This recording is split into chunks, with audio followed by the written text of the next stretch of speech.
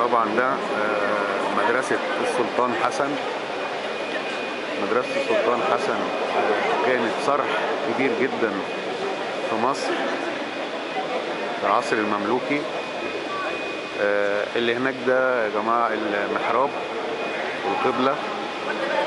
وفكرة القبلة ان هي كانت معمولة بالشكل ده، ان كان طبعا شايفين في فراغ داخل الحيطة.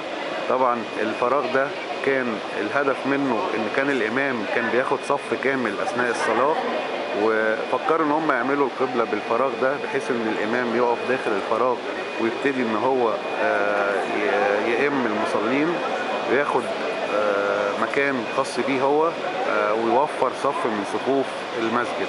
تمام. طبعا حد يقول لي طب انت بتقول مسجد، دي مدرسة. مدرسة، بس كان الطلبة كانوا بيصلوا في المكان ده عشان توفيرا، بدل ما يروحوا يصلوا في مكان تاني فكانوا بيصلوا في المكان ده. طبعا الامام كان بيقف هنا ويبتدي ان هو يئم المصلين. وكان في هنا حاجة اسمها دكة المبلغ اللي انتم شايفينها دي، كان بيقف فوق منها شخص ويبتدي ان هو يردد ورا الامام علشان صوته يوصل لبقيه الناس اللي موجودين ورا، لان في الوقت ده ما كانش فيه موجود يا جماعه ميكروفونات. تمام. طيب تمام. كمان عايز اقول لكم ان في موجود داخل المدرسه هنا موجود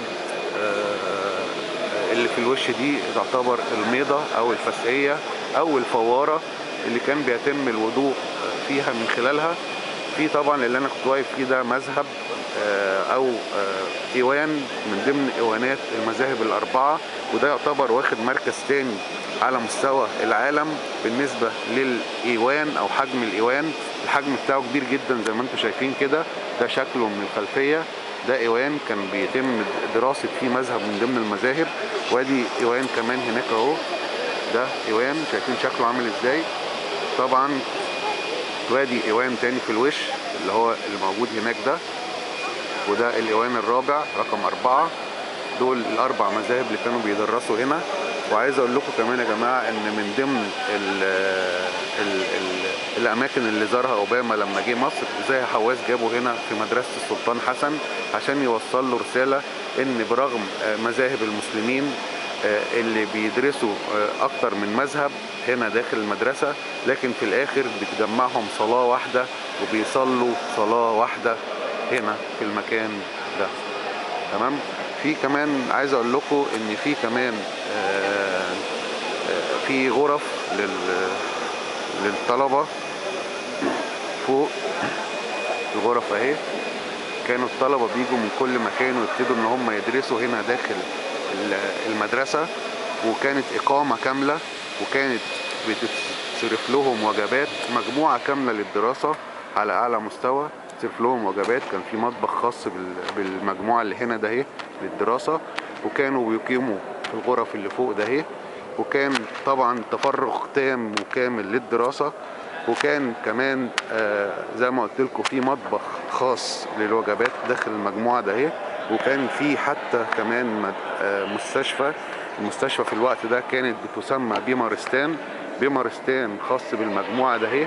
كان بيتم العلاج، مجموعة طبية على أعلى مستوى، يتم علاج الطلبة لو في طالب مرض ولا حاجة. حتى لدرجة إن هم كانوا عاملين حسابهم لو في طالب توفى كانوا عاملين مغسلة خاصة بالمكان. وكمان كان فيه مقابر صدقة لأي حد غير قادر ماديا. كان بيتم دفن الطلبة المتوفين في مقابر الصدقة. وكمان عايز اقول كمان يا جماعة، بصوا جمال الفسقية، بصوا جمال المكان والروعة.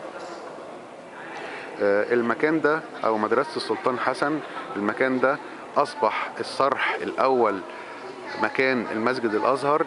زي ما احنا عارفين من صلاح الدين الايوبي لما جه مصر قضى على المذهب الشيعي والفاطميين، فأغلق المسجد الأزهر اللي كان يعتبر صرح للشيعة وبس المذهب الشيعي.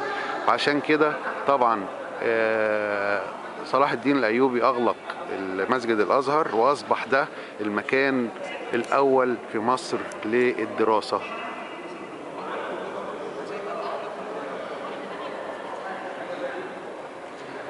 أرجو إن أنا أكون وفيت. مكان رائع جدا جدا جدا. طبعا في حاجات انا مش قادر اوصل لها عشان اصورها لكم، بس مكان اكتر من رائع زي ما احنا شايفين كده.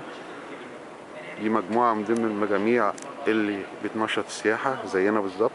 المجموعة بتاعتنا هناك اهي، كل اللي هناك دي المجموعة بتاعتنا احنا، وان شاء الله تشرفونا بإذن الله في زيارات تانية. عندنا النهاردة بروجرام كتير جدا.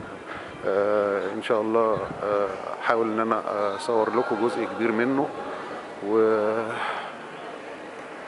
في فيديو قادم ان شاء الله.